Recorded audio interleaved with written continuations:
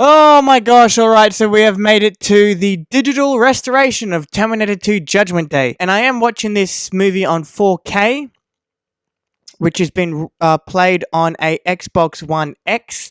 It truly is the world's most powerful console so far, because I have played 4K movies on two different Blu-ray players. These are Blu-ray players dedicated to playing 4K Blu-rays, and they themselves were screwing up. And then I just decided, you know what, I have a 4K game console, so why not put it in that and see how it goes?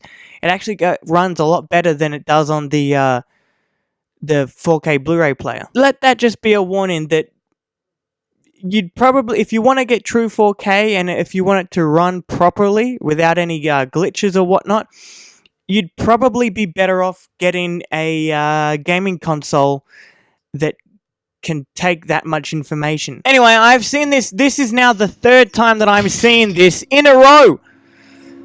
I'm getting T2 fatigue.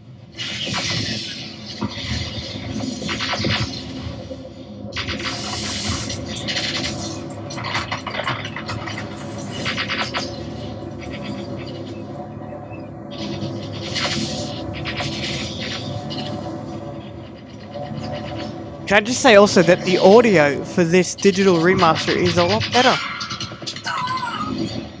I don't quite know how to describe it other than that the audio in the original version was it just felt sort of hollow, like it sounded sort of hollow and didn't have much oomph behind it.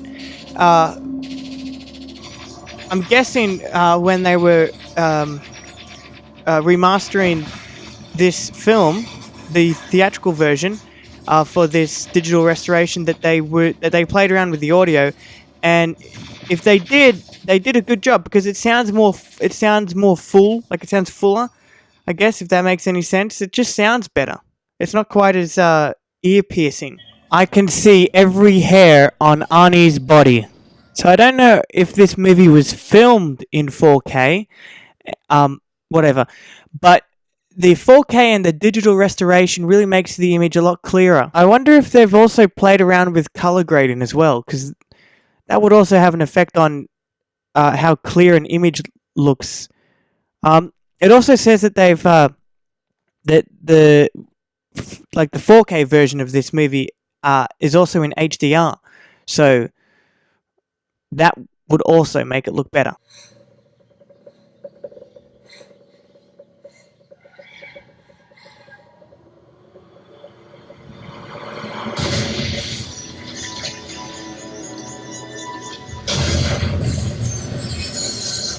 Alright, so we've made it to that scene. Okay, so the part where the T-1000 drives the truck off of the bridge or whatever into the canal, in the original version, right?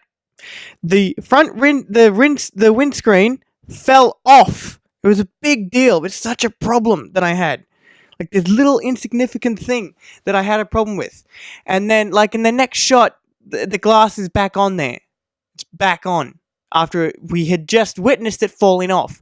In this digital restoration, you can see that they've digitally kept it on so that when it hits the ground, you don't see the windscreen falling off. You see it staying there, and then it cuts to a close-up of the T-1000 in the truck, and the glass is still on there. So they've done that to keep up the continuity of the scene, I guess. It was a big deal for me, okay? When I first watched it, I freaked out. I was like, oh, they fixed the glass! They did.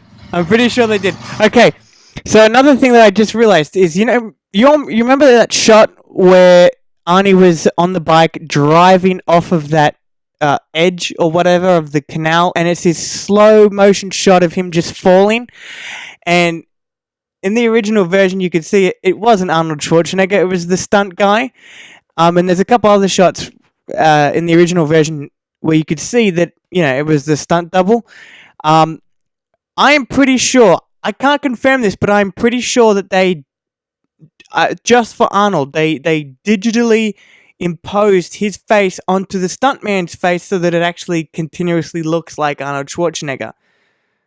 I swear I just saw that. That scene where John Connor's like touching the Terminator to try and make sure what he's seen is real. It's kind of how I feel right now watching this digital restoration. It's like I'm touching it to see the differences. Say, that's a nice bike. The zoom in on his face was awesome. Every detail of the T-1000's face. I'm sorry, I can't get over the 4K. It makes this movie look so much better. I don't know about this one, but I think... Does anyone know if when James Cameron was working on this digital remaster, if he played around with the visual effects for the T-1000 when it's in, you know, shiny mode, I guess, when it's in between forms? I don't know. It looks slightly improved. All right, so not every good thing is without its flaws. This digital restoration is good, but there's a particular scene that even in this version looks pretty bad. It's the scene where they're driving off away from the mental institution after the T-1000 chased them out of there, right? And it's where Arnie's driving the car, and it just looks like they're driving in front of a green screen. Even in this digital restoration, I mean, it looks a little better, but I can still see that it's a green screen. It just doesn't look believable.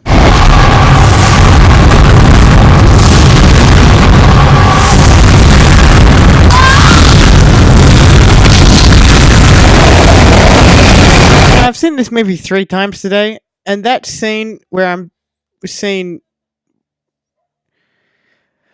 where Sarah Connor's having that dream, watching the world essentially end. Yeah, I've seen that 3 times in a row today. Good luck sleeping. Holy shit, is that Kyle's jacket? I think that is. I can't... This is so weird. I'm pretty sure that the jacket that Sarah Connor is wearing to their final mission of theirs to infiltrate Cyberdyne and destroy everything, that jacket looked oddly familiar to Kyle Reese's jacket in the first Terminator. Oh, alright, so we've made it to the end of this version of the film. Overall, the changes made to the video and audio do make it better, in my opinion. The image quality is and color as well is far more crisper and clearer than the original version. The audio is also slightly improved. And I'm not bullshitting you. It really does sound and look better, just a little bit, just a tad. But it's that little bit that makes it, I don't know, that keeps it up to par with today's films. But anyway, to wrap this video up, if you haven't watched it yet, go and look at my review for the special edition. And I guess I will see you in my review for Terminator 3 Rise of the Machines.